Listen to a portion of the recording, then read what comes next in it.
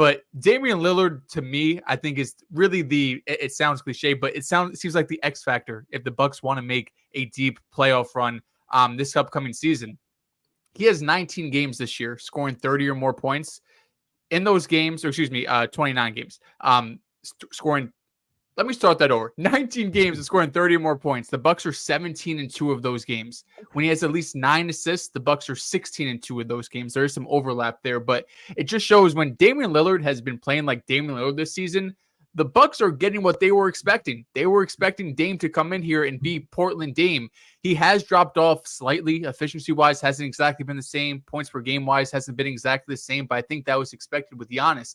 But when Dame is having these offensive explosions, when he's in rhythm, when he's giving you 30 a night, they've shown to be one of the best teams in basketball. Now, is that going to be enough to propel them to the NBA Finals? I don't know, because I don't like the way they match up against Boston. I don't think they have enough POA defenders to guard the Jays. And when you have Porzingis or Al Horford out there playing the 5 or even the 4 and the 5 that go double big, you're going to have Brook Lopez coming out of that center spot. And you're going to leave the paint open. And we know Brook is pretty historically known for playing a lot of drop coverage too. And Drew Holiday's been one of the best three-point shooters in the league, as well as Derek White. And of course, we know the Jays can shoot the ball too. So this 2 through 4 seeding, it's all going to be interesting. It's going to change game to game. But I still think the Bucks have the highest upside out of that group when you compare them to the Knicks and the Cavaliers. I guess I'll go next then. I'm not going to give the Celtics credit. I don't got time for that. I'll leave that to you three. Yeah, I'll leave that to you three guys. I think the whole East has been interesting, though. I think, just to talk about the Cavs, the Knicks, and the Bucks, but I even think like the Heat, the Pacers, and the who am I blanking on? The Sixers. That's the team I'm blanking on. Them 3 teams are kind of in a little hunt right now. Orlando also is hovering around there. And then like we have like probably the most underrated play-in battle of all time with like the Hawks and the Bulls just going back and forth to figure out who's going to have home court advantage. But to just talk about those 3 teams, I do think the Knicks for me would be the most upside because I don't think we've seen them at their best. And I think that is the dangerous part with the Knicks. I think the Cavs don't have enough time to kind of loop this all in and get it together. Their starting 5 hasn't even played 20 games together, and they've just been dealing with so much injuries. Garland hasn't been the same. Mobley hasn't made that improvement you want to make. They've had a great regular season. Like you would think with all the stuff they had, you couldn't guess they would have 45 plus wins and they're a top 3 seed, but the way they've just been banged up, playing terribly, the way they have been playing good up the comp. But just to talk about the Bucks and the Knicks, I think with the Knicks, we saw a sneak peek when OG got there for the first 7 or 8 games of what it was, how this defense could be. And that was with no Mitch, no Julius Randle, and then Mitch is now back. OG should be back soon. I think them, for me, is kind of the team that's like a sleeping giant because this is a team that hasn't been healthy. They haven't had Mitch. He played only about 20 games this year. Julius Randle has been out for a long time. OG has been in and out the lineup. So if you can get those 3 guys back, and then you have Jalen Brunson, who's playing like a MVP candidate. I think we can all agree on that part. Then you have Dante DiVincenzo, who's woken up this year. Then you have guys that's like Josh Hart, like Deuce McBride, who's picking up his game. You have all these pieces together. You bring that together with guys like Randall, OG, and Randall, we can all agree, was playing better than what he looked like last year. He was starting to play more bully ball defensively. He was locked in. So you get that. Plus Isaiah Hartenstein, who's been great for them at the 5, pair that with Mitch. I think for me, I would pick the Knicks as like the team with the biggest potential because I think this team has so much talent from top to bottom. And I know Brunson's the one guy, I know the Bucks have the 2 stars in Dame, in Giannis. But when you talk about the defensive end, I look at the Knicks. This is a defense that can tighten up. They can guard 1 through 5. They can get into it. And then if they can keep it at a low-scoring game offensively, you have Brunson. The Bucks don't have an answer defensively for pretty much any team in this conversation that we're talking about. So for me, I think the Knicks, probably have the biggest potential here just because of the fact that they've been missing guys who legitimately can make a difference. They haven't been fully healthy.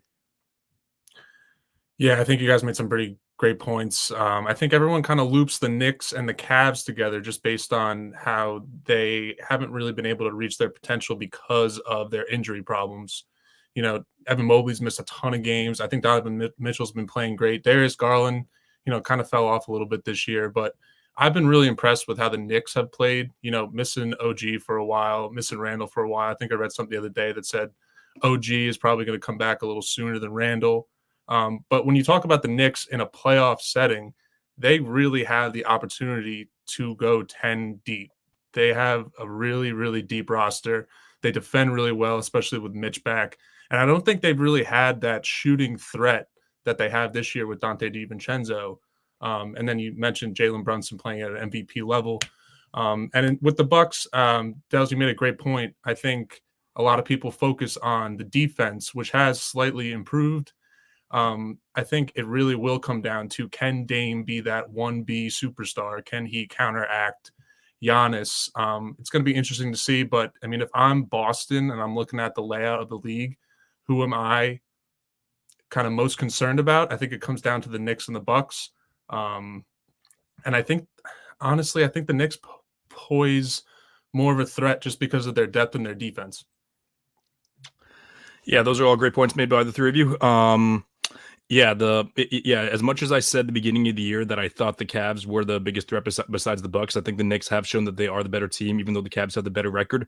The Cavs looked like they were like one of the best teams in the league, from starting the new year up until the All-Star break. However, then Mitchell busted up his knee. I think he's missed. I wrote it in my article earlier for Primetime Sports Talk, but he's missed like 20 something games in like the 4 games that he's been back. He only averaged 13 points a game while only shooting 30% from the field. So even if he comes back in like the next 2 or 3 games and he's 100% healthy, which is pretty unrealistic, it's gonna be pretty tough for the team to gain their chemistry back and then do that all by what would be the second rounds. As of now, I think they're probably they're more likely to lose in the first round upset than beat either the Bucks or maybe even the Knicks in a conference semifinals matchup. And then as far as it goes for both the Bucks and the Knicks, I'd still lean the Bucks in like a 2-3 matchup, simply because I do trust Giannis more than anyone. I do trust Dame more than, like, even though Brunson's had the better season than Dame, I'm still taking Dame in a playoff setting. So, yeah, I don't know, people disagree with that, but I'm going based on experience there. And yeah, the Bucks do have to figure things out if they want to match up with Boston, because their defense has gotten a little better, but it's still fallen off even like in the past couple weeks or so. And the fact of the matter is that Giannis and Dame also haven't been able to survive without each other. And and this is even when the past couple months, like the two of them on together have been unstoppable. They're like at like a +9 net rating, but with Dame on, Giannis off, they're like at a +2 net rating. With Giannis on, Dame off, they're actually at a negative net rating. So that, I didn't really believe that until I saw it on PvPstats.com, which I know those can be misleading, but when it's like that big of a gap, that shows you that there's something there. So yeah, I think the order goes, I think it'd go Bucks, then Knicks, then Cavs. Yeah, like I don't know how realistic it is for the Knicks to beat the Bucks, but like sometimes it comes down to which team is better coached, and I think the Bucks certainly have the Knicks have had the better coach, at least for the past few months. I don't know what you guys think about that, though. Yeah, I think Tibbs is pretty easily over Doc. I do think Cleveland or New York being the 3 or 4 seed, I think it's advantage this year, because Boston and Milwaukee, just how the plan's going to shape out, you're probably going to play one of Miami or Philly. And Philly, Embiid, the news just broke that he's coming back against OKC tonight. I would rather be the 3 or 4 seed, and I could go up against an Orlando or maybe the Pacers, who are set to 6 right now. Give me that first round matchup over Miami. We were talking on Pick a Side last night. If Miami and the Bucks match up in the first round, there's a real chance the Bucks could get thrown out in the first round of the playoffs, just like we saw last season. I don't even know if Jimmy's got to go crazy like he did last year. Last year, he was on some historical timing. This year, I think as long as Jimmy plays like typical playoff Jimmy, he could give you 27, 28. I think there's still a chance that Miami's going to be able to upset them in the first round. But realistically, we could talk about these teams 2 through 4. I have a hard time thinking any team's beating Boston. I know we got 3 Celtics guys up here, so Riv, maybe you want to be the devil's advocate here, because you did call the Miami upset last season. Hats off to you. But the Bucks, to me, just with their star power of Giannis and Dame, that's why I have them as the biggest threat. I think New York is very fair, but I just don't know how much their depth is going to come into play in the playoffs. Is Tibbs, who's been playing Josh Hart and Deuce McBride 40-plus minutes for like 2 weeks straight, is all of a sudden the playoffs going to come around? Now he's like, all right, I'm going to go deep into my bench. I think we're going to see a lot of guys playing 40-plus minutes for the Knicks team. And then those bench guys like Alec Burks or Bogdanovich that they got the trade deadline, I don't think they're going to get that much burn. I think the thing that with Boston is I do think they come out the East. But I think it's never been a talent thing that's been beating them. Like if you look at their previous losses, right? You go back to last year, they lost to the Heat. The Celtics were more talented than the Heat. You know, you go back to the finals, they were more talented than the Warriors. You know, you go to previous years against the Heat, they were probably more talented. It's never been a talent thing. It's always been a mental thing, an IQ thing. And I think why I lean the Knicks probably more in that matchup because of Tom Thibodeau and the fact that he's a better coach than Doc Rivers, and they do have that. They could possibly have that mental edge. With the Bucks, I get it. Like you have Giannis, you have Dame. For them to beat the Celtics, they would have to go nuclear. You would have to expect Dame to get back to Dame energy. The thing is, I just think that's a bad matchup for both guards, Dame and Jalen Brunson. You know, you have Derek White, Drew Holiday, Jaylen Brown, Jason Tatum, big, long, athletic, strong, physical defenders, 1 through 4. You can't really find a mismatch in that department. And then on offense, they can go 1 through 5, which is going to be tough for both teams, especially a team with Brook Lopez, a team like the Bucks who don't really have a POA. They're really small. Pat Bev is out for the year. So that was probably your best POA defender. So now you're going to have to throw out guys like Chris Middleton, Jay Crowder on these wings, and that's never been a recipe for success. So I do think Boston relatively should go out and make the finals. Like that's just, I think we all believe that. But really, this conversation honestly is just about who's going to face them in the ECF. Same way how we talk about Denver and who's going to face them is probably the same thing with Boston. Like who's going to come out and have to go toe to toe with the Celtics. It would be hilarious if Boston faces Miami again in the first round. If Miami ends up in 8th seed. But I do think this year is just it. Outside of Boston, I know you want it. You need it. You need it. You need it for your sanity. Miami. But I think outside of 1, 2 through 8, I think it's a very interesting conversation that can give us some really good series.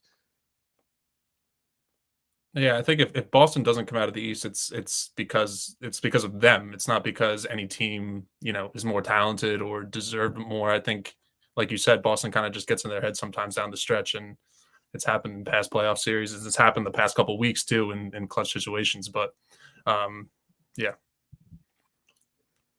The reason I say I want Miami is because I look at it, they don't have the history, but when the Celtics went to the finals and they played Brooklyn in round 1, that was a series that was pretty 50-50 in terms of who's taking Boston, who's taking Brooklyn. This is, the KD, Kyrie, Brooklyn Nets, of course. I feel like that first round matchup gave them the confidence that sprungboard them into the NBA Finals. You go into the second round, you have a great series against Milwaukee that goes 7 games. You have that Tatum game 6 with Grant Williams, game 7. Then you go 7 games against Miami.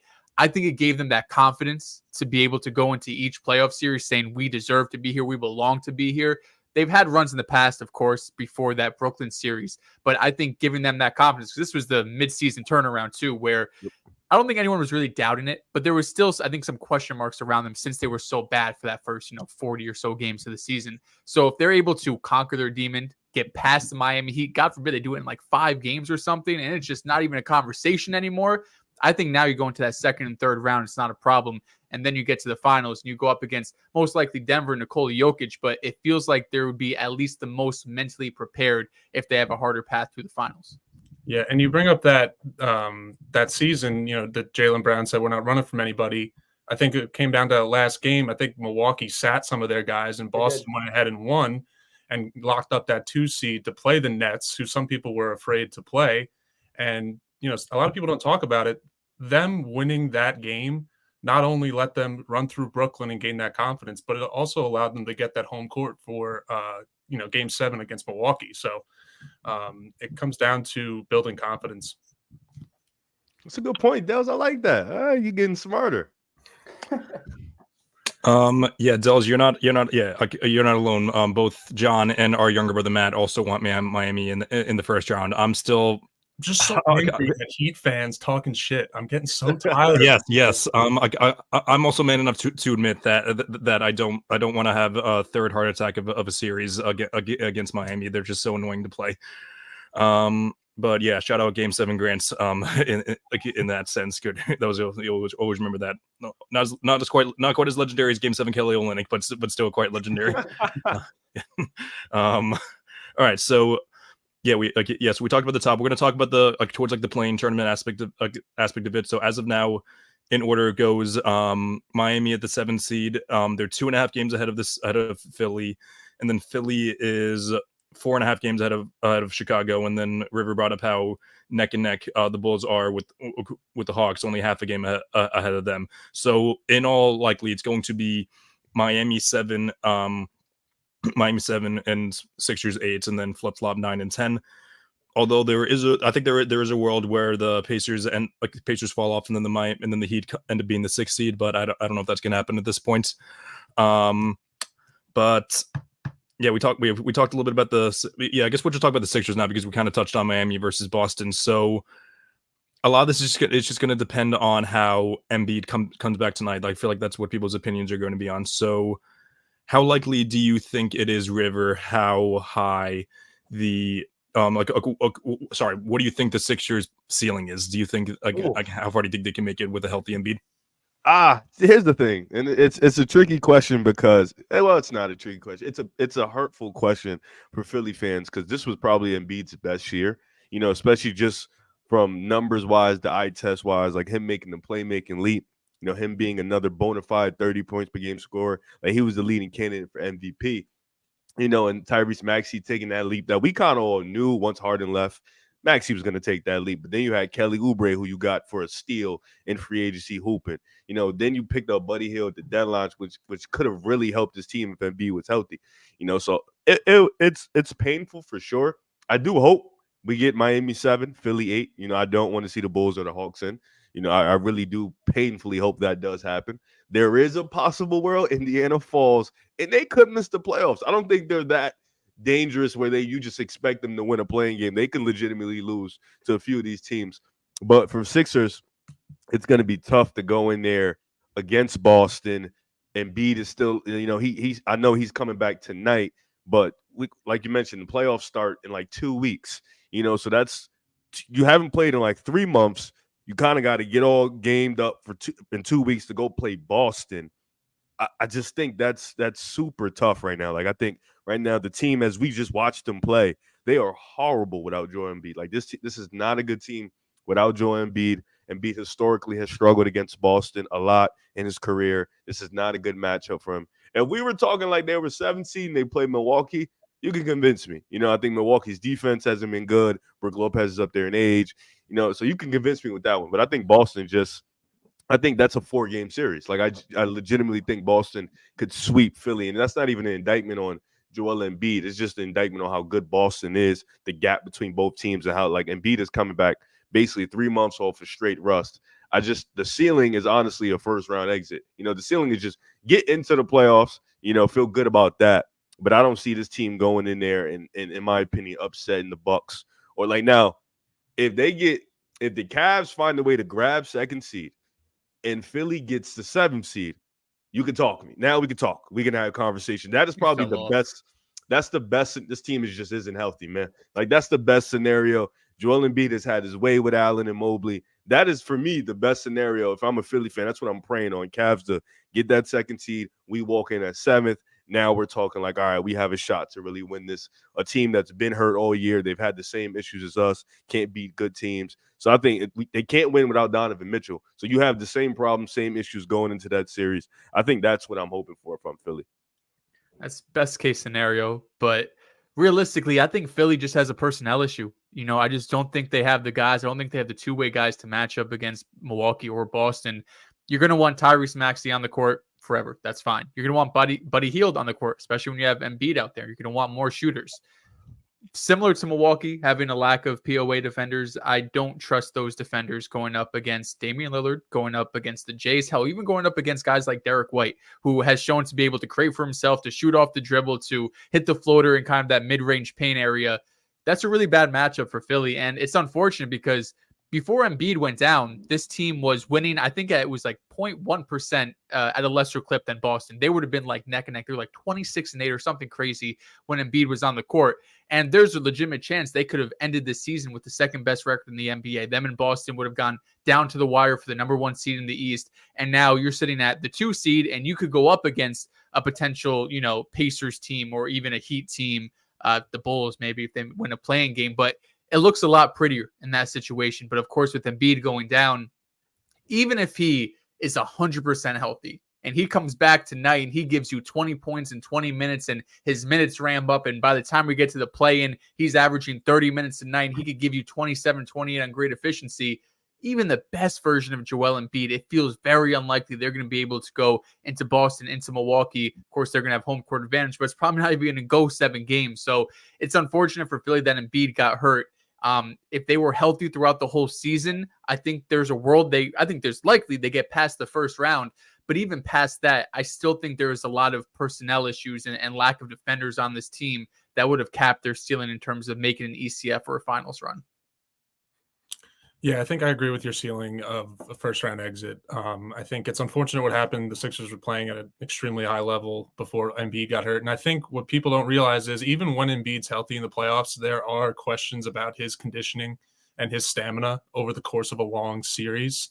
He just kind of burns out. I'm sure he hasn't really been doing much conditioning over the past 3 months. So even if he comes back and has a good last week and a half, his minutes ramp up, he's putting up good stats, the Sixers look good, I don't trust him in an extended series against, frankly, any of the top 4 seeds in the Eastern Conference. Yeah, great points as always. Philly's going to be really tough to evaluate. First round exit is probably their ceiling. It's probably going to take an injury from either Giannis or Dame in order for Philly to get past them, which obviously you can't project. And even as John mentioned, even with Embiid fully healthy, there is the conditioning issue. Now people could push back against that and say, well, he's well rested now. Is he going to be well rested or is he going to be rusty? That's going to be the main issue there. And even if Embiid's fully healthy against the Celtics, the Philly won 2 games last year because James Harden. It took James Harden scoring 40 points in 2 games and to get past them. Now, in both those games, Embiid either didn't play or he didn't play to his full potential. But it's kind of unrealistic to think that Embiid's going to be playing at an MVP level. So yeah, first round exit is probably what's more likely at this point. I think it's kind of good for Philly though, because after this season, their roster is basically completely stripped. Like they have, I think, maybe 2 guys under contract next season. I think it gives them a fair chance to kind of evaluate the roster. And even if they were healthy, say they finished the season as the number 1 seed in the East, because that's how good they were with Embiid. And say they made it to the second round of playoffs or even the ECF, I think there would have been some false hope there where, as this roster currently stands, I don't know if they would have been able to make that push and really win the finals.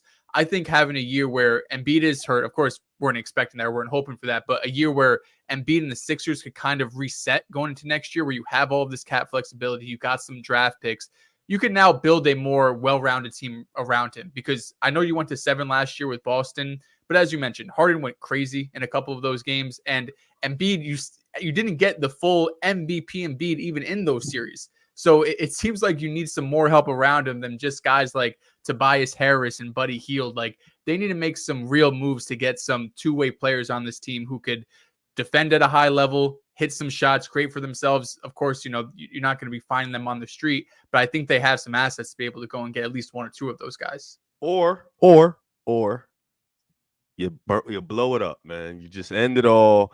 Send Embiid out of there. Not with this season. Not with Embiid just being a flame out in the first round. It's the thing. Like, here's the thing with Philly, and Sixers fans, of course, you want to hold on as long as you can. You got Embiid. He's a transcendent superstar, one of the best bigs we've ever seen, one of the most talented bigs we've ever seen. He'd be pushing 30 next year. He's already dealt with so many injuries. The body is burning out. He has a lot of mileage on it. You're gonna have to pay Tyrese Maxey this offseason. Like that's gonna happen. I don't think you're gonna just let him walk. I think, thinking about it, You've had so many teams where you've had an opportunity, like you mentioned last year against Boston. You had an opportunity to go to the ECF. You fumbled. You had an opportunity to get out that Boston series. Joel Embiid did not have an MVP game probably one time in that series. He was great defensively for sure, but offensively he did not give you that MVP level. Talk about years prior, against Atlanta. They had an opportunity to go to ECF again in the second round. That's not really on Embiid.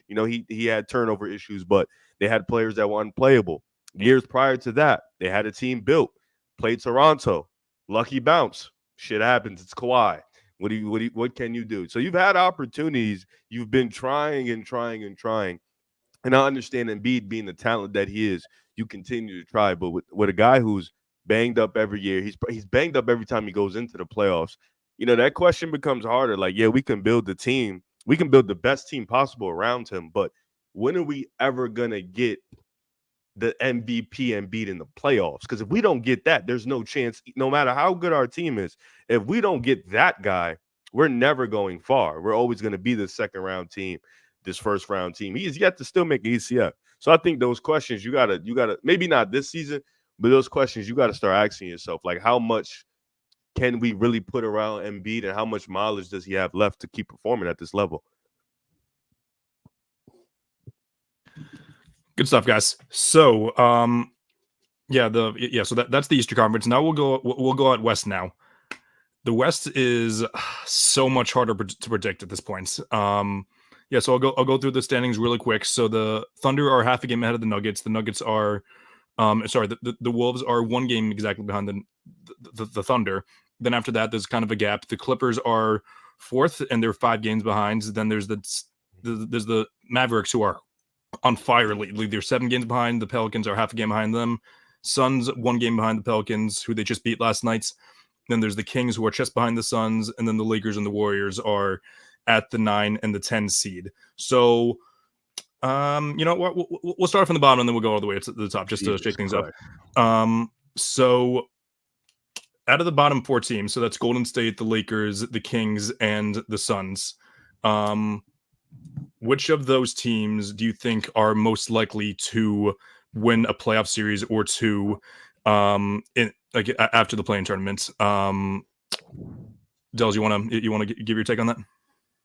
I think there's only one team in this play-in group that can actually do it, and that's the Los Angeles Lakers. Riv might talk about the Warriors. He might try to hype them up. I don't know how you guys feel about the Suns or the Kings. I feel like I've been off the Kings since damn near December of the season. They've just been way too inconsistent for me. The Suns, you've had all of this time, and you've had a decent amount of time with Bradley Beal, the Big Three, Book, KD, being on the court together. You could look at some numbers, and it's really positive. You could look at some numbers, and it's really negative. They still have the worst fourth quarter offense in NBA history right now as we're sitting in terms of the play-by-play hour when you go back to like the 96-97 season. I don't like how that's going to fare in a playoff series. But the Lakers, I know they're the 9 seed, but they're 42-33. 42-33 in the Eastern Conference. You're sitting there, you're looking like you're, fighting for the 6th, maybe the 5th seed right now. And I think the fact that they're in the play-in, that they are the 9 seed, and the fact they did it last year, I think a lot of people are looking at them saying, well, you can't expect them to do it back-to-back years. Now, if they have to play the Denver Nuggets, you're right. They can't do it back-to-back years. I don't think there's any team in the West, though, with respect to the Lakers, that can be able to beat Denver in a 7-game series. But I'm looking at the Oklahoma City Thunder, who have a lack of size, who have a lack of experience, and I think that's where the Lakers thrive. You have Anthony Davis, you have LeBron James. D'Lo's been playing great. Austin Reeves has been playing great. I don't love their depth really outside of that. Taurean Prince can give you some good minutes here and there. Rui, I guess. Jared Vanderbilt's going to be injured. But just having LeBron and Anthony Davis, when they play top 10 teams this year, they've been one of the best teams in basketball. They have the most wins or second most wins in terms of top 10 teams in net rating. And it hasn't translated because when they're playing teams that are subpar, when they're playing teams that are under 500, they haven't been the same team. If you look at their numbers against teams under 500, against over 500, they're 24-27. But if you look specifically at those top 10 teams, they've been one of the better teams all season long. The fact is, when you're going up against the Western Conference, you're playing against a lot of teams that are over 500. I mean, shit, you have the Rockets, who are the 10th seed, who are still 2 games above 500, and the Eastern Conference, the Bulls are the 9th seed, and they're barely, 3-4 games under. So their raw numbers, when you just go like ESPN expanded stats, might not look the best. But when you look at those top of the end teams when they've been playing Boston this year, who they beat without LeBron and Anthony Davis, for example, really anyone except the Denver Nuggets, they've been able to hold their own. So I'm expecting them to beat the Warriors in that 9-10 matchup. And then you're going to face the loser of the Kings and the Suns. I like their chances there too. If you're able to climb to the 8th seed in this case, as long as you avoid the Nuggets in the first round, if they're playing the Thunder, if they're playing the Wolves, the Clippers are probably not going to happen. 4-game difference there, 5-game difference there at this point. I like my chances if I'm a Lakers fan. These other 3 teams, the Warriors, Kings, and Suns, I just think they have too many internal issues to go up against one of these better teams in the West. I would say Lakers are one for sure. I do think certain matchups favor them. I think LeBron, AD, their offense has been cooking as of late. Defensively, they haven't been the same recently, but going into a 7-game series, you having LeBron, AD, you can game plan, you can scheme. The thing is Vando going to be back? That's somebody that helps their defense tremendously. Is he going to be fully healthy for a series? They did just get Gabe Vincent back, I believe, or he is coming back. So D'Lo, Austin Reeves, if you can find yourself a favorable matchup, I think that's good for them. I do think the Suns and the Warriors, it really depends. Like you got Minnesota, who don't have a Cat problem. Cat is expected to come back. Well, they might get him back. The thing is, with no Cat, that offense looks dreadful. That offense definitely takes the cliff off. And if you can play them, if you're the Suns or you're the Warriors and you can play them with no Cat, something that hurts them tremendously. Now that becomes a series where you're looking at it like, that's a good one. Maybe we can win this. But I do think the Lakers probably have the best chance just by the way the standings are. The Warriors, for them to get into the playoffs. I do think they can beat the Lakers on the road. They've actually been a really good road team this year. But I think for them to get in, they would need the Kings, to fall down or something like that, or maybe like the Suns to drop. Like they'll need a lot, or Steph just to go nuclear. And that's asking him to do too much just for the situation that is right now, especially with all these West teams. But I do think the Lakers, with the makeup they're in, they've done it last year. They have the experience. They don't have the coach, but they have LeBron. They have Anthony Davis. They have not the craziest guys, but they have a solid group in Reeves and D'Lo. That definitely gives you the chance. Phoenix, they're a tricky thing because they have not been a good fourth quarter team all year, and that's the most important quarter. And in the playoffs, the game gets slower. You expect it to click right away with these 3 guys that kind of they're all great players, but they kind of don't mesh well. They have the same games essentially. It really comes down to who out of those top 3 teams do you not trust to where these play-in teams can go in and they can beat them? Because you got to remember, OKC has been hot all year.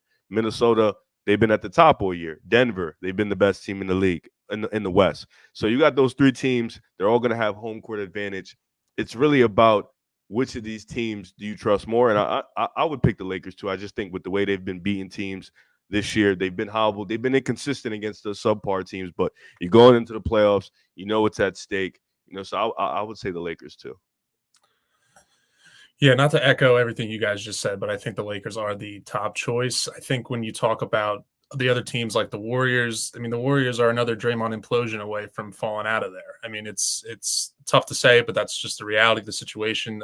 The Kings have had a couple tough injuries over the past couple weeks that, I just don't see them having the staff or anything able to beat one of those top teams. And the Suns, I think, I've been saying it for a couple months now. I think their biggest problem, and I like Bradley Beal as a player, I think that trade for him didn't really make sense for them. I think that giving up all your depth, not all your depth, but giving up a lot of depth to make room for another superstar, I kind of relate it to when the Nets traded all their depth away for James Harden. And, you were rolling with KD, Kyrie, and all this good depth, good defensive players, good role players. And you sacrifice that for a third superstar. And I just don't think that's what the league is right now. I think the league, if you want to win a championship, you do have to have like 2 top tier players, but you can't sacrifice your depth for that third superstar. So that's why I am hesitant to kind of side with the Suns. But I mean, at the end of the day, if KD and Book kind of, if they catch fire and maybe they can take a team off. But I think the Lakers are the pick out of those 4. You definitely don't sacrifice all that for Beal, like Bradley Right. Beal. It just can't happen, man. Beal's just one of those guys who's like, he did it. He averaged 30 points on a terrible Wizards team. He's one of those guys. He's a bucket getter. He's not going to, he's not like a huge facilitator. He's just not. I mean, the Nets did it for James Harden. Maybe that's somebody you do it for, but Bradley Beal is not one of those guys. Not only is Bradley Beal's game a little redundant to KD and Booker's, he also has the worst contract in the league, and I still don't know why the Wizards. I'll go off track a little bit here. The Wizards signed Bradley Beal to that god awful contract. They got off it somehow, and then they traded for the second worst contract in the league in Jordan Poole. So, less than 48 hours later. So that was relax. Third worst. Ben Simmons has a worse contract. Yeah, that's up. I'd actually probably go the Suns. But we just trashed the trade, but I think I'd go the Suns ahead of the Lakers because I don't trust the Lakers' depth at all. As much as great as Austin Reeves played last year in the playoffs against the Warriors, I don't think he's going to do that again. D'Lo's been great. However, I do think that Devin Booker is one of the most underrated playoff performers in the league. He's been pretty bad in elimination games the past couple of years, but that being said, he was the leading scorer in the playoffs last year in points per game. Played fantastic in the 2021 playoffs. So, and then when he sometimes when he's like the primary focus, and then Kevin Durant's the next guy, it's pretty tough to beat a team like that. And obviously, you can be concerned about their depth and their size, but the question is, which of these 4 teams has the best shot to win a playoff series? And I think if we're going based off seeding, I do think that the Suns are the ones that are most likely to catch fire, and be unstoppable. So, that's my take there. But yeah, we can move on to quick question. Go ahead. Let me ask you a question. Yeah. How crazy would y'all look at OKC if hypothetically Phoenix beats them in a 7-game series? That's ugly. We're having conversations. What's SGA putting up? He had a great series. He did. He had a great series, and they lose to the Suns. But D Book and Kevin Durant went nuclear. How crazy would you look at OKC? Crazy. So if SGA had a great series, in this, that would also require, even with Booker and KD going off, I feel like a lot of that would actually fall on J-Dub, actually, because he would be the one most likely guarding D Book, I'm assuming. Probably. And then some of it would also have to fall on Chet as well, because he's the one that should be bullying Nurkic or whoever it is, and that's what would most likely happen is probably him having like an off series defensively, and maybe being a little inefficient on offense. So yeah, it would probably be a little more of what we heard about SGA the past couple of years of what is he supposed to do. So that's what would most likely happen. I'd be disappointed. You have this type of season. You got SGA and MVP talks. You got Jalen Williams in top 20 discussions. You got Chet, who fell off a little bit, I think, in the last couple of months, at least offensively. It would be a disappointment. I know they're a super young team, and it's all about development, and they've overachieved this season. But just because you overachieve doesn't mean that once you get to the playoffs, it's okay to underachieve. You have shown now for 82 games to be one of the best teams in the Western Conference, right up there with the best. Again, nobody's taking them against Denver. But you go and you lose to a team like the Suns, who they got vets, they got guys that have been there, but they've been struggling. And OKC's been one of, if not the best fourth quarter team. J-Dub and SGA have been two of the best individually fourth quarter players. It's hard for me to kind of write that script to where Phoenix is able to win that series. I think Nurkic as being probably the biggest body in that series could probably have his way on the boards. I know Oklahoma City has been a better rebounding team the last month or two than they have in the beginning of the season. But I think OKC they have more, I don't know if they have more talent, but I think they fit better together as a team than the Suns. For sure. And they've been more consistent this season than fourth quarter numbers, everything like that. Unless they lost to the Lakers, I'd be very surprised if they lost to another playing team. Me and Chris have talked about it a couple times. We saw a tweet a couple weeks ago that just said the the way the West is kind of falling with some of these matchups, some of the narratives coming out of these series are going to be nasty. John, it was River, the one that tweeted out, actually. Oh, it's you? Yeah. That was me? Yeah, it was. Yeah, I tweeted about like the narratives that are going to be nasty. When shit. Yeah. No, yeah, because like the way like the seeding is going to be, there's going to be conversations out of some of these where it's like, damn, like he wet the bed, but it's like Luka or Kawhi are going to get bounced in the first round. Like one of them is going to get bounced. We're going to have to sit here and say, well, he choked, he didn't do it. And it's like, all right, but he lost to Kawhi, he lost to Luka. Like if J-Dub can't hold D-Book, I can't sit here and look at him wrong. Like it's your first year in, it's D-Book, like, or if he's guarding Kevin Durant. So it's like, this year it's such a like, everything chips on the table for damn near almost every team. Like if Steph Curry loses in the play-in, people are going to look at him like, oh, you Steph and you losing in the play-in, like you didn't make the playoffs. Same thing for the Lakers. If they don't get in, the same thing, like LeBron, AD, and you don't make the play. They're already getting conversations because they're not in the playoffs. Like they're playing and they're getting talked about like, oh, you got LeBron and AD and you still aren't in the playoffs. Like, so it's like, it's really in the West, not in the East. The East is like whatever, like in the play-in. But in the West, it's really like, chips on the table. Everything's on the line for all these, except the Kings. I don't think nothing's really on the line for them. But for all these other teams, like everything is on the line. So I think this year it's gonna be extremely interesting to see how people talk about these players and teams. Absolutely. And we'll talk. Yeah, we'll talk about the middle of the pack West shortly, and then we're going to move on to the end, which will be our Would You Rather edition. But between the Clippers, the Mavs, and the Pelicans, we'll do the same thing. Which of these three teams are most likely to? I'm going to say make the Western Conference Finals because I don't know if any of them can make the finals. Western Conference Finals. Stand on your boys, Rick. No, that's tough for me because they would probably play OKC next round. OKC is the 1 seed right now. Yes. That one is tricky because I feel like all three of these teams, and if you can make a compelling case for each of these three teams that they can legitimately go to the WCF. Like you can sit here and have a strong conversation about it. You can talk about each of these teams' best streaks. I do think the Clippers are kind of the underdogs in this situation lately because people are riding the Pelicans in their hot streak. BI is going to come back. People are riding Dallas in their hot streak. You've seen Dallas fans going and saying, we want the Clippers, third time's the charm. That would be their third war. They got Kyrie now. So I feel like in this situation, the Clippers are kind of being the underdog, especially with the way they've been playing lately.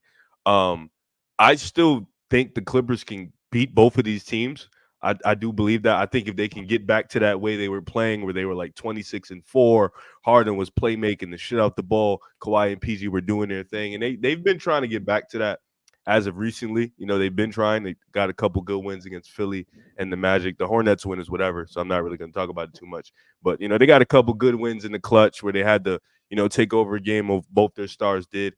Harden right now though, he's dealing with a finger injury. Kawhi is dealing with soreness. He's actually not playing tonight against the Kings. That's a pretty big game, on the road in Sacramento. So, it's just PG and Harden out there. Westbrook just came back. With Dallas, they're kind of catching their stride late into the year. You want to be that hot team coming into the playoffs, and then with the Pelicans, they just hope to get BI back. They've been quietly under the radar, been a really good team this year. Sneakily, they've been hovering around that 4 to 7 range all year. Just nobody's been talking about it. The way CJ's been playing, he's been having a career year. Herb Jones has elevated himself as an elite three-point shooter, and he was already one of the best defenders in basketball. So you bring that in, but the tricky part is there's a mismatch in all of this. Like if the Pels and the Clippers play, the Clippers have no answer for Zion. The Pels can match that small ball. So that's a tough matchup for them. The Pels have pretty much owned them in the last 2 or 3 regular seasons. If the Clippers and Dallas play, that's perfect for the Clippers. They go small. There's no big that can really, exploit them. And, of course, Luka is going to do what Luka does. So it's like it's so difficult. For me, I would probably go in order. I would go Clippers 1, probably go Dallas 2, and Pelicans 3, but I don't feel good about it. I think this order can be flipped up. The Clippers, for me, because I have them at 1, they have a tough schedule coming up. A lot of tough games. I think they got the Suns twice. They got the Kings tonight. So a couple game-testing games. And this end-of-the-year streak is really going to decide whether I'm going to flip or not. So they better show me something different going into the playoffs. I think they'll still end up with the 4 or 5 regardless. So I think they'll be set there. But they got about a week to show me something different because they got a tough schedule coming up. I'd probably also have the Pelicans at 3. I don't trust in terms of, we're talking about Western Conference Finals type of run. Zion's been great this season. He's been healthy, number one, when he's been on the court. He's been fantastic. But there's something about them that I just don't 100% trust their offense. I know you could look at the numbers. I think they've been top 5 offense and defense efficiency this season. But with Brandon Ingram coming back from injury, you have a lot riding on Zion and his style of play, which is really just bully ball. It's very Giannis-esque, where I'm just going to go down to the paint and get my layups and get my dunks. I don't know if you can be able to do that 7-game series after 7-game series, regardless of matchup, regardless if you're going up against the Clippers or the Mavericks. I think the Mavericks probably have a better matchup there because you just don't really have the top level defenders. Like if Kawhi's really locked in on defense, even still, Zion's going to be able to move some guys around there. But I would have the Pelicans at 3. I'd probably have the Clippers at number 2, just because it's been a tale of like 3 seasons for them, right? When they first got James Harden, they were terrible. Then they went on that stretch with Harden where they're playing the best basketball or second best basketball in the NBA. And now it's been this last like 5 or 6 weeks where they just really haven't been themselves. You have Ty Lue calling them soft. You're losing some really bad games. But in the last couple of games, they've been able to bounce back. Had a big clutch time win against the Magic where Paul George hit a couple of big shots. Kawhi Leonard hit some shots too. But number 1 would be the Dallas Mavericks for me. I think Luka, of course, has always been, I think, pretty comfortably like a top 5 player. If you don't even like Luka, like I was never the biggest Luka fan. You would at minimum have him as like a top 7 player in the league. But he's elevated himself to a top 2 player. And he's elevated to himself where they could finish as the 6th seed, and he has legit arguments to be the MVP this season. I think Luka playing at this best in the world like play for him for this last basically the whole season, just won player of the month, but he's been doing this all damn year long. You have Kyrie playing his most efficient basketball of his career. Dante Exum's been a great role player for them. And although they don't have the bigs like Riv mentioned, right? They don't have bigs where if they're going up against the Clippers, they can expose that for the Clippers' weakness. Lively and Gafford are going to give you 48 really solid center minutes. They're not going to be, guys like Anthony Davis or Jokic where they're going to put up some crazy numbers, but they're going to give you solid minutes, which they didn't have at the beginning of the season when they only just had Lively. They didn't really have a backup big, or if it was a guy like Dwight Powell, who ideally isn't going to be playing these key minutes down the stretch for them, and they won't unless one gets injured or gets into foul trouble. But I think Dallas and their offensive, their ability to dominate the game offensively while also having, I don't want to say another gear defensively, but I think they could be respectable enough where they can be a middle of the pack defense and Kyrie and Luka can carry you offensively. If you look at just their last 10 or 12 games, they've been one of the best defenses in basketball, but their schedule has been so easy. I mean, it's a cupcake schedule outside of Denver. It's been like Utah. They played the Pistons in that stretch. They played some really easy teams, but they've shown stretches throughout the season where they could be at least respectable defensively. If they could do that, and Luka and Kyrie are doing what they've been doing for damn near all season long, it's one of the scarier teams in the West. Yeah, I'll be quick. You guys made some great points. I agree with you that I had the Pelicans at 3, and Chris has been a big advocate for the Pelicans this year. They've been playing great basketball, and with BI coming back, like you said, they could flip flop my order. I do have the Mavericks at 2. I think they're 9-1 in their last 10. They've been playing great basketball. How much of that is based on their kind of weaker schedule? I don't know. But what I know is that if I'm a Western Conference team, I'm not really exactly thrilled if I run into Luka and Kyrie in the playoffs. The reason why I have the Clippers at 1, like you mentioned, James Harden's coming back from an injury. I think, maybe they've stuttered a little bit now in this, the third kind of quadrant of the season. But I think that kind of comes down to just guys maybe being a little banged up, maybe kind of coasting towards the end of the year. But again, in the playoff series, Kawhi, there's not many guys I'd take over Kawhi in a playoff series. I know it's kind of like a weak reason, but that's kind of why I lean towards the Clippers. Yeah, both the Clippers and the Pelicans were on my agenda at the beginning of the year. The Clippers were my pick to come out of the West. I don't think that's too realistic, but however, out of these 3 teams, I do think the Clippers definitely do have the best shot for the reason that John just gave. I do think that's the playoff Kawhi is certainly not someone to mess with, especially when you're talking about playing on both sides of the ball. Kawhi, he's been better defensively this year than he has in the past couple of years, which has been great. But I think come playoff time, he'll be even better at that. So, finals run probably not, but conference finals run certainly not out of the picture. But anyway, we are running a little short on time, but I still did want to talk about Wemby just a little bit because he's been playing so awesome the past couple of weeks. More specifically, on Friday night, he had that 40 and 20 game, which was absolutely insane. So we're going to do this in honor of the Pick a Side pod. They kind of revolutionized the Would You Rather game.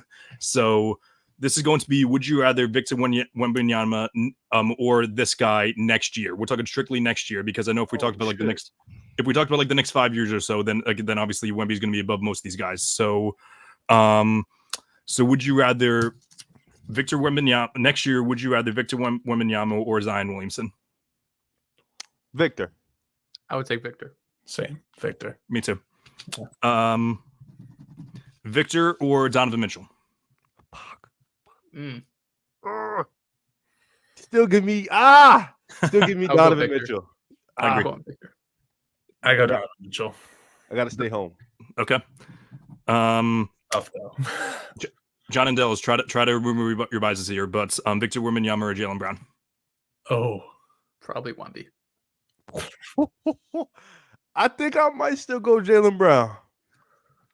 I mean, I take him over Donovan Mitchell, so I can take him over JB. Yeah, you have to.